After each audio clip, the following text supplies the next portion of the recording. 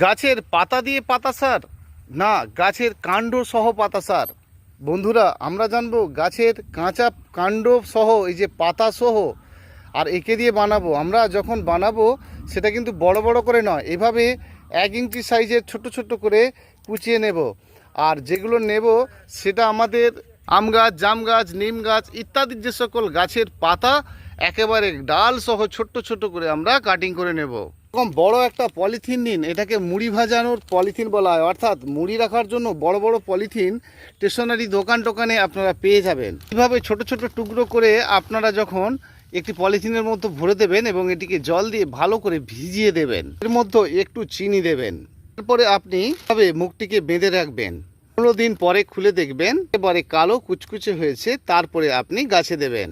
এর জন্য একটি লং ভিডিও আমার দেওয়া রয়েছে, আপনারা দেখে নেবেন। খুব সুন্দরভাবে আপনারা নিজেরাই কাঁচা পাতা দিয়ে আপনারা পাতা সার বানিয়ে নিতে পারবেন।